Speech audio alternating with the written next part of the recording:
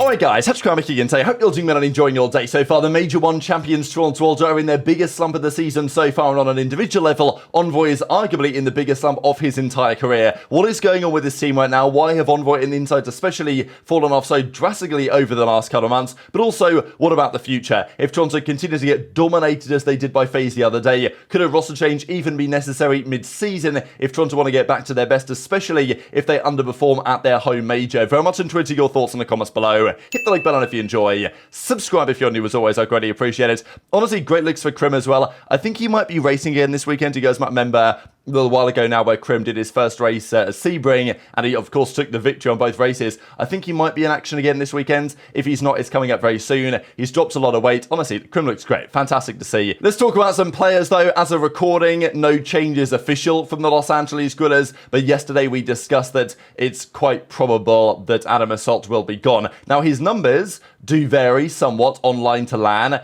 It's not pretty really either way.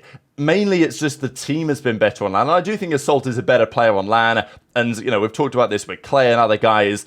It ain't easy playing online the entire time, you know, especially for veterans that have been around for years. They're not really so buzzing about the online play, but it is important. And the fact that they're 3-14 online this year, Guerrillas, they're 4-3 on LAN, it's a fair play.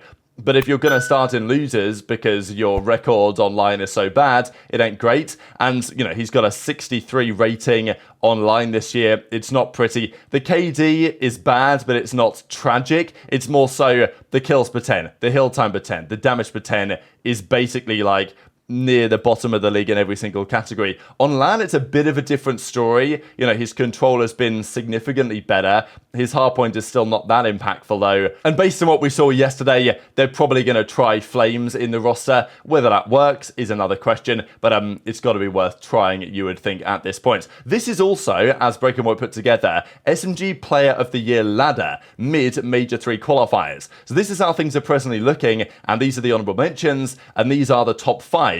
Simp number 1 is obviously a no-brainer. HyDra number 2, though, has caused lots of debate.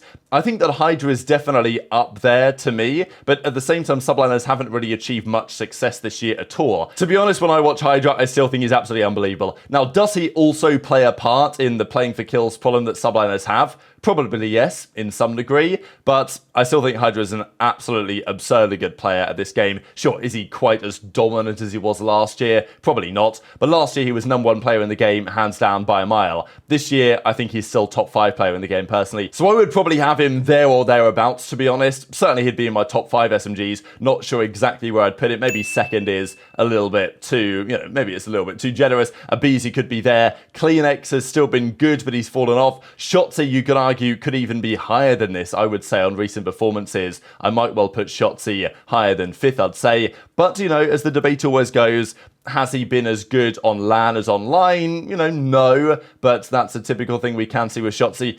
But his play in general, and even on LAN, he's been very impactful. But online especially, he's been like just so absurdly dominant to many of the series they played. I think I would have had him higher than this. Honorable mentions go to Pred in 6th, Gwyn in 7th, and honestly, you can argue Gwyn could be higher than this now. I think this is probably about fair enough, but you know, you could put Gwyn higher. If you were to put him higher, there's probably a bit of recency bias in play off that mega series against the Subliners, but still, I think he's there or thereabouts. Then Nero, Kiz, and Linz rounding out the top 10. This is what we put together on the AR side. So Cellium number 1 now, Scrappy number 2, which is again probably fair. I guess this also not settles the debate, but gets close to it in terms of who is in the race this year for MVP.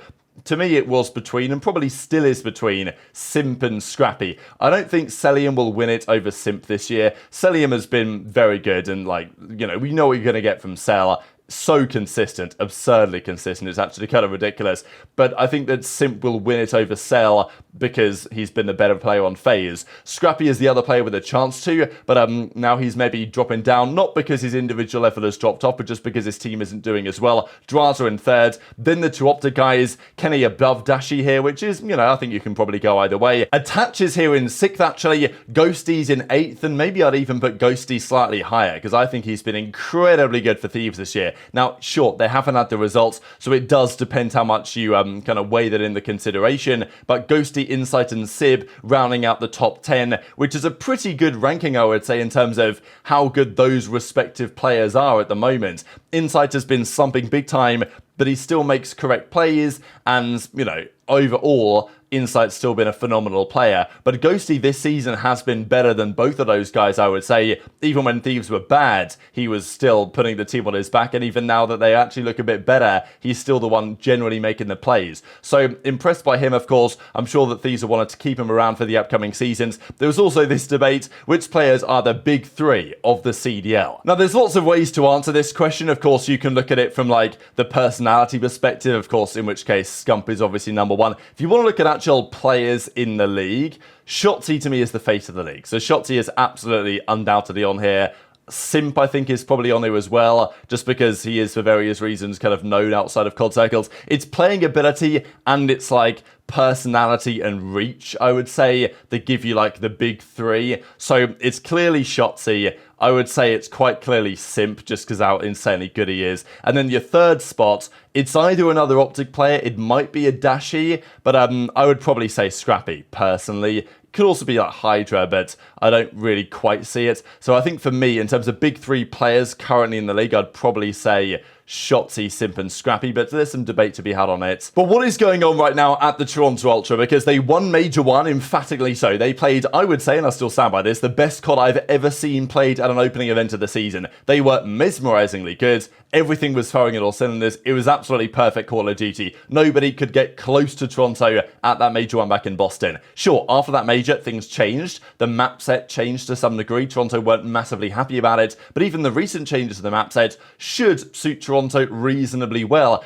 If they were playing the same COD they were at the start of the season, they would not be in the position that they presently are. Sure, FaZe have caught up and they've absolutely overtaken Toronto, but as have OpTic, and at the Major 2 Miami, Subliners beat Toronto as well, knocked them out in top 4. Drazah was roasting Scrappy saying, look, come on, you can't get top 4 if you're going to talk all of this trash, at least try and battle me in the grand finals or something. But, you know, with seen what happened the other day when FaZe played Ultra, it was not pretty. It was a slammage. It was like prime FaZe from Cold War versus prime tragic Vegas Legion from Vanguard. I don't know, like it was bad. Maybe even just Cold War FaZe versus Paris, the way that those series, you know, typically went. Although there was one FaZe Paris series that went Game 5, I'm pretty sure, back in Cold War that ended on a raid, search, and destroy. But what's going on with Toronto? Why have they fallen off? Well, I think at times you can look at the individuals. Envoy is in a massive slump. Sure, maybe it happens occasionally for players. They get into bad cycles. And if the Major itself, Major 2, was just like an outlier for Envoy, you'd be like, you know what, okay, he's going to bounce back. I think he will bounce back. Whether he's going to bounce back enough is a big question right now. I expected Toronto to bounce back. They lost their auto veto and invasion hardpoint. They lost terminal search, in which they didn't really enjoy playing regardless, right? I'll double down on the take. I was absolutely wrong. I was not expecting fucking Dylan Envoy and Jamie Insight to be a walking 0.6 for the entirety of stage 3. Like these guys, like what a fall from grace, dude. I don't know what's going on. It's insane. What happened to Envoy? Like I know it's not just him, but like specifically him, he's just been having the worst performance. He's got the MettalZ flu, bro. Like he's getting cooked. Like he's serviceable. It's not good at the other two modes. Points is insane. Sam, you were reading him out before. His KD's in the last 10 I think Ronnie tweeted him, but it's like he has. I think his last 10 he has 5.5s and nothing above a 0.7. Like he is playing some of the worst hardpoint. Oh Jesus Christ! Yeah, you got Drazah in the chat. He said Major 1 merchants. Drazah talking some shit. Maybe, bro. But like, I don't even know what to say about this shit. It was non-competitive, dude. Like they were legitimately running them down. We have talked about this. Look at New York last year. You win that first event, and everybody's watching your VOD. Everybody's trying to catch up. You got to continue to innovate and push, or people are going to get past you. And it feels like right now, FaZe and OpTic have gotten past Toronto, and Toronto needs to figure out as a group what they need to do to improve their map pool and catch back up to the squads, or it's going to be a lot of Sundays where they're out, you know, in that loser semis or losers finals match and not making it to a grand final again. Yeah, Pat, I want to move over to you. I mean, these are 2024 world champs here, Pat. Are you worried at all? I'm not worried. Okay. Just like what Ben just said, did you hear what Ben's example was? Like New York last year, they come out, win the first event, and then they kind of fall off because other teams catch up. And you know what happened at the end of the year, Tom? What happened, Slay? New York bounced right back and won it all. So I'm not nervous. I don't think, this slump can go on for this much longer. Envoy is probably playing some of the worst COD I've ever seen him play in his entire career. He might be playing the worst COD I've seen him play. Yeah, it's not good. So back at the major, Envoy talked about this after the fact. Controller broke yesterday, haven't been the same since. No excuse for my horrid decision making all weekends. Let the team down. Back to the lab for the Toronto majors. The feeling was, okay, look, Envoy's had a terrible event there, especially in hardpoint out there in Miami. The team's come top 4. It's not the end of the world. Now, even at the time, Insight's level had also regressed. Insight was a bit of a monster back in Major 1. If Scrappy wasn't going off, which he usually was, but if he wasn't, Insight would be there. They would often both be killing it at the same time. And in Search and Destroy, Insight's always been a real top player, clutching everything under the sun, dropping like a 1.5 KD. But as Drazah said, Major 1 merchants, quite possibly. And these are their numbers so far. Let's just have a look at this real quick. These were their numbers during Major 1. So, hardpoints, they looked like this. Even then, Envoy had about a 1, but, someone's got to go negative. And in Search and Destroy, Insight had a 1.6. CleanX had a 1.45. So, that was how they were, and Control was a little bit different, but they were still good enough in Control to get over the line. Major 2, just to look at their, Major 2, Control, Inside has a 0.8 with no kills per 10. Search and Destroy, Inside has a 0.8. I don't understand how they went from, absolutely I mean, look at this. Major 1 Search and Destroy looked like this. Major 2 Search and Destroy looked like this. Now, sure, they lost their Skid Row Search, and other teams obviously caught up. But it was a big regression. And in hardpoints, Envoy over the entire major had a 0.9, which isn't that bad. But you've got to consider that at the actual major himself, this includes the qualifiers, these numbers, of course, he had awful numbers. And Major 3 so far, well, it's not got any better. This is basically Envoy's average KD over his last 10 hardpoint maps. He's at a 0.7, 0.8, 0.5, 0.3, 0.5, 0.6, 0.7. This has been his KD over the last couple of series. And I think it's a confidence thing, fundamentally. It's not like Envoy's a bad player now. He's a world champion for 2022. He was a great player at the start of the season. And, going into this year, the theory was, well, you upgrade Hixie for Envoy. Can Envoy do what Hixie did but better? On paper, absolutely. And it seemed to be the case at the start of the season that was going on. Whether it's like an actual player dynamics, chemistry thing that is causing these players to have, difficult results in that role. But, CleanX has got basically double the kills per 10 that Envoy has. It ain't good. And it's not like Envoy's getting loads of hill time as well, and his engagements are low. Scrappy's holding his own.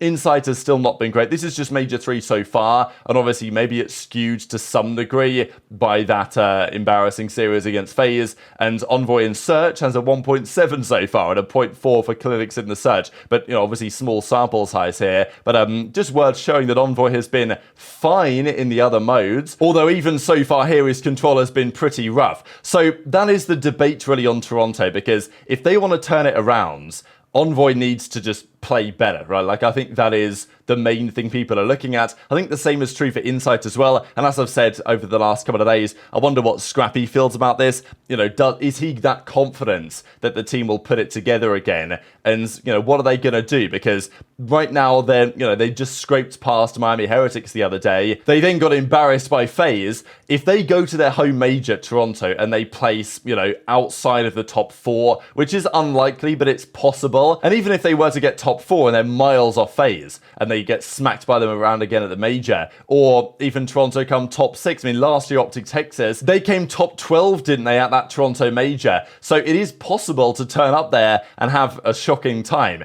And I guess that raises the question, is a roster change possible mid-season? If this continues for Ultra, obviously at the end of the year they're making moves. But if FaZe are that far ahead of them and Toronto can't turn it around and Envoy can't get out of his slump, is there an argument that you make a change sooner than then? I'm not sure who you would even get in that scenario.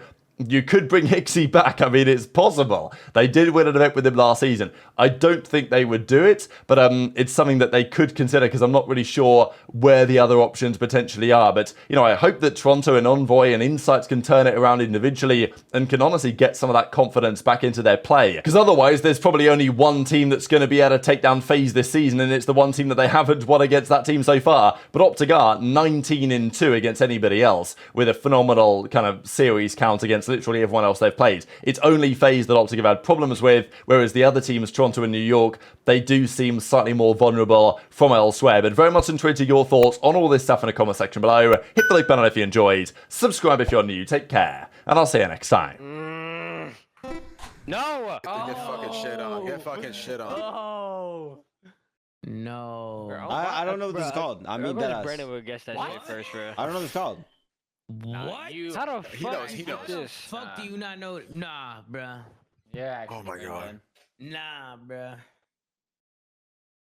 I actually don't. I mean, Ever since Dante drew those titties, my fucking brain hasn't been the same. Someone tell me. Someone tell me. Don't tell him. North, It's the west, compass, bro. east.